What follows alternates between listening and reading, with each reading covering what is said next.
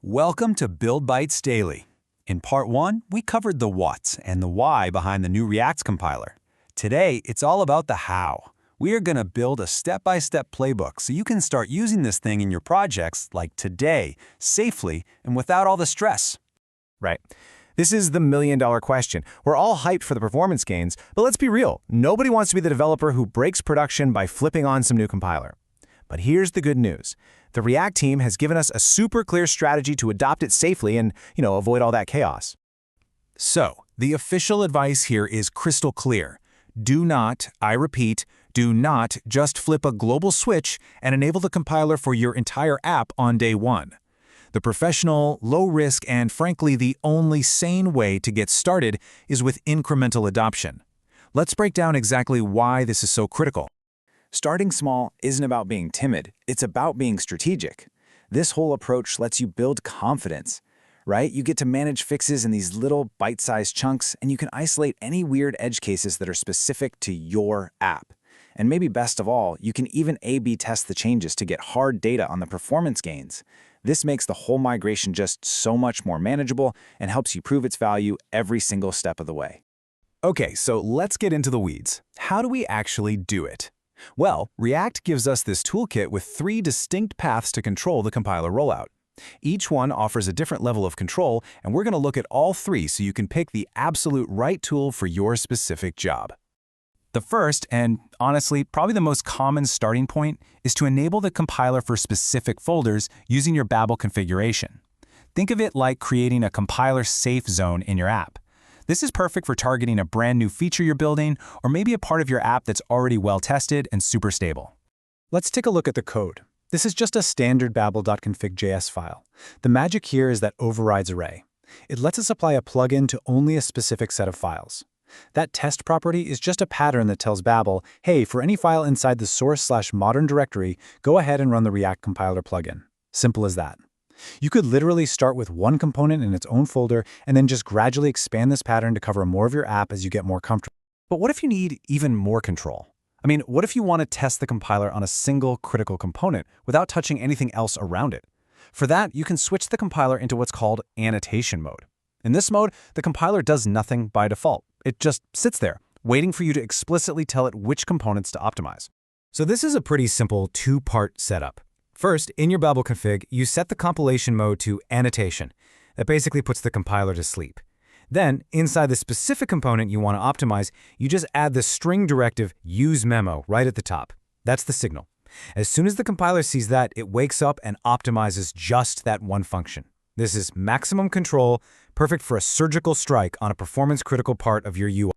Now, the third path is the most advanced. This one is really built for serious production environments where you want to A/B test the compiler's impact on real users. This method lets you use your existing feature flag system to toggle the compiler's optimizations on or off for different users right at runtime. Okay, so here's how it works. In your Babel config, you use the gating option to point to a module and a function. In this case, it's isCompiler enabled. At build time, the compiler wraps all its optimized code in a runtime check. If your function returns true, the user gets the fast compiled code. If it returns false, they get the original unoptimized code. This is huge because it lets you ship the compiler to, say, 10% of your users, measure the impact, and then confidently de-risk a full rollout. Okay, so you've picked your adoption strategy, you've started rolling it out, and then something doesn't work quite right.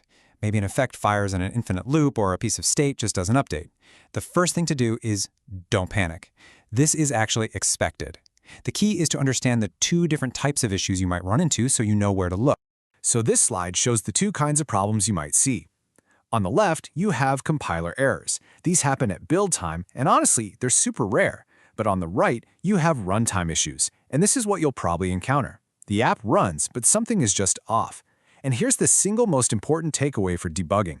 If your app acts strange after you enable the compiler, the problem is almost certainly not a new compiler bug. It's a pre-existing bug in your own code that the compiler's optimizations just made visible. This quote from the official React docs is the absolute key to all of this. See, the compiler works on one fundamental assumption, that your code already follows the rules of React. Stuff like not calling hooks and loops and making sure your dependency arrays are stable. When our code breaks those rules, even in subtle ways, the compiler's optimizations can lead to some really unexpected behavior. So it's not creating bugs, it's revealing them. So let's move to a clear, repeatable playbook for hunting down and fixing these runtime issues. Seriously, having a process is everything when you're debugging. Following these simple steps is going to save you a massive amount of time and frustration. It's a really simple three-step process. First, we need to definitively confirm that the compiler is actually related to the bug. That's isolation. Second, once we've confirmed it, we need to find the underlying rules of React violation in our own code. And then third, we apply the fix and verify that everything works as expected, both with and without the compiler. So how do we prove the compiler is even involved? Well, the team gave us this fantastic escape hatch for exactly this situation. To check if an issue is compiler-related, you just add one simple directive to the top of the component that's misbehaving. This is your temporary off switch. Just like we used useMemo to opt in, we can use useNoMemo to opt out. You just add this little string to the top of your function and the compiler will completely skip over it.